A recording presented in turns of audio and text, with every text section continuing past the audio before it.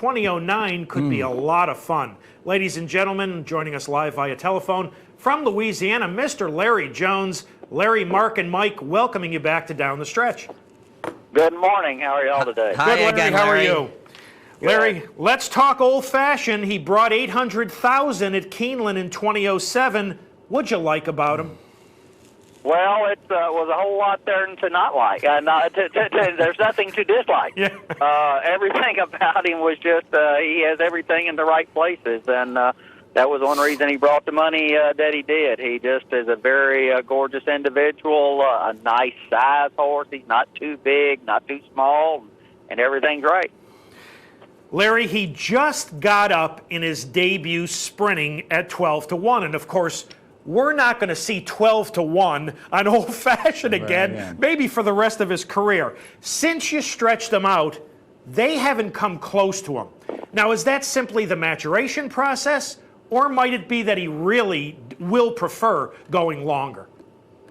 I think he'll do whatever, but needless to say, classic is what, Mr. Porter has in mind when he buys any of these horses, and that was one reason we didn't try to get him to the races real early, as we felt like 2 turns would be his forte. But he broke a little slow that race in his debut and had to run down a very good horse in Sunday Blitz.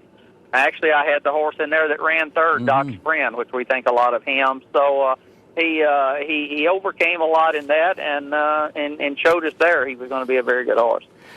Larry, we are about to take a look at his overpowering effort in the Remsen. He is number 6 in here. And unlike his entry-level allowance race, the start before at Delaware, where he broke a bit awkwardly, here he gets away perfectly, he relaxes, he controls the pace, and he dominates. Talk about the Remsen. Well, needless to say, it was the outcome that we were hoping for, and a little bit surprising because, like I said, he didn't have any pressure up front. He could dictate the things the way he wanted to, and he showed that he was rating along very nicely. You know, he got the first half in 49 and some change. But the most impressive part about his whole run was from the 3/8 pole to the wire. You know, he come home in 36-1. And it looked like he was never really asked to run, and actually, I think, was called the last 8, throttling back down, you know. So when you come home that fast, you show you're a racehorse. Larry, in this race, as you mentioned, basically had everything his own way. He didn't face much pressure. Is this the type of race you wanted for his 2-year-old finale, or would you have preferred maybe he had a bit more of a tougher race where he had to overcome some obstacles? No, we were very pleased with this right here. This is a good way to finish up the year. You know, we hope the first time that we really have to call on him, maybe it would be the first Saturday in May. Yeah. And we'd love to see him, he definitely ran good numbers at this. This doesn't look like, it didn't come out that he just was loafing around. This race still showed a very good result in what we want. We want every race to be moving forward if we can. But like I said, this race did not take a lot out of it. And he come out of the race in good order, and it's a very wonderful way to put him up as a 2-year-old. Larry, this was the first time Ramon Dominguez had ridden him in a race. What did Ramon have to say to you after the Remsen? Well, thankfully, the horse did what I told him he would do. You know, Ramon rides for me on occasions in Delaware and around, and of course he we was fortunate enough to get him on 8 bells for a couple of races. So we have a good mixture between Ramon and myself. But I was able to tell him, since I galloped this horse, mostly myself, what to expect and what what he could maybe try to do with his horse. And he came back and he told me he did just exactly what I said he would do, and which made me feel like it was good that the horse did as he was trained. Larry, you will be based at the fairgrounds this winter, but in the past you've used the 3-year-old series of races at Oaklawn for both hard spun and for 8 bells, although 8 bells ran at the fairgrounds as well.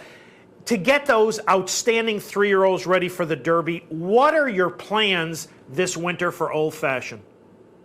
Well, basically it's going to be as it was with hard spun and 8 bells, and that was to have no plan. We kind of take it a week or two at a time because Hard Spun was based in Oaklawn. He shipped to New Orleans for the Lecomte. But then when he got back and just showed that he still didn't have an affinity for the Oaklawn surface, we moved him to Turfway and went to the Kentucky Derby that way. 8 Bells, actually, as you said, she started here at the fairgrounds, but once we give her one start at Oaklawn, basically at that point to avoid maybe running against Proud Spell that early in her career, then she showed that she loved Oaklawn, so we left her there. So Old Fashioned, he's hopefully we're going to be able to be flexible with him. We've got him here at New Orleans where I can be with him here every day, and then as time progresses, we'll just kind of see, and hopefully we have other horses to have to be in the situation we was last year with 8 Bells and Proud Spell, trying to keep them apart. We have Frisian Fire. We have a horse called It Happened Again that we're very proud of. So, who knows where he'll show up, but hopefully when we look in hindsight, maybe we'll have made the right choices. Larry, you finished second in each of the last 2 Kentucky Derbies. Does Old Fashioned, at this point in his career, have what it takes to be competitive in the 135th Derby? Well, I definitely think we're the best equipped to have a Derby prospect right now than we've ever had. At this point of the career, Hard Spun had won a 7-furlong Pennsylvania-bred restricted stakes. 8 Bells was still looking for the second win of her career as a 2-year-old. So we're much ahead of the game here, and this horse has already shown he can go 1 mile and an 8. His dam was a route filly. Unbridled Songs, they can just continue on. So we don't have a 1.25 mile worry with him. So we just feel like we're much ahead of the game this year than we have been in the last 2 years. Well, that sounds wonderful. And for a discussion on a couple of Larry's other 3-year-olds, here's Michael. Larry, it's good to speak with you again. And just a couple of quick questions on 2 guys that you just previously mentioned, Frisian Fire and in the other case, Doc's Friend. But for our audience, they may not know that Thursday they were both entered in that 1 mile allowance at Fairgrounds. And unfortunately, New Orleans got weather they probably haven't seen since Jean Lafitte was patrolling the waters down there in the War of 1812 with snow. So the first question is, do you know if New Orleans is going to put that race back on? Actually, we entered today for the same race to come back on Thursday. Okay. So hopefully it will go. But, that race came up so much tougher than normal 1X's. Where a lot of the other horses, I'm afraid, will not enter back. And that could get us in a little bit of a jackpot with Frisian Fire. He needs to run now. He needs to go. We've got him all dressed up now and nowhere to go. So in his best interest, he needs somewhere to run. But he's doing very well. The Doc's Friend, actually, he may even be shortened back up. We may run him in the Sugar Bowl this Saturday here at New Orleans. So, and then It Happened Again, which is a proud citizen colt of Burton Jones's. We're just looking to stretch him out. He broke his maiden very impressively at Philadelphia, and we're looking for 2 turns for him. So, hopefully we're going to start getting some action and things going here soon. Larry, a final question for me before I give you back to Mark. A couple of months ago, you made an announcement that you were sort of thinking about retirement and certainly thinking about streamlining your operation. You've got some awful good horses right now. How are those plans coming along? Are you, in fact, streamlining? Well, we are. We have already had a major reduction. Okay. At that point, we had 114 head of horses in training. As of right now, we have 60. So we're almost in half, and things are starting to get enjoyable again. Good. And we can kind of feel like maybe we're back in control of the operation instead of the operation controlling us.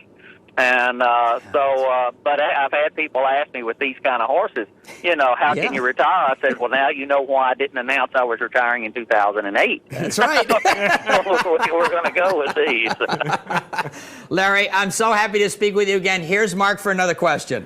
Larry, before we let you go, Proud Spell had a wonderful 3-year-old season this year. I think she remains the slight favorite to win the Eclipse Award as champion 3-year-old filly. But the question I have for you, will Proud Spell race in 2009 as a 4-year-old? Well, as of right now, it is leaning more towards that she will. I know I spoke with former Governor Jones the other day, and he's leaning towards maybe trying to run her one more year. That she apparently does not seem as happy with her retirement plans as what maybe he had hoped for, and he said she looks to be longing for something to do. So possibility she may be back here in New Orleans maybe around the first of the year. That is wonderful, wonderful news. Larry, as always, we appreciate your time. Thank you so much for having joined us this morning on Down the Stretch. Happy holidays to you and your family. And I know with all those outstanding horses in the barn, we're going to be speaking with you again very, very soon. Well, I thank y'all very much, and as always, it's a pleasure to be with you, and happy holidays.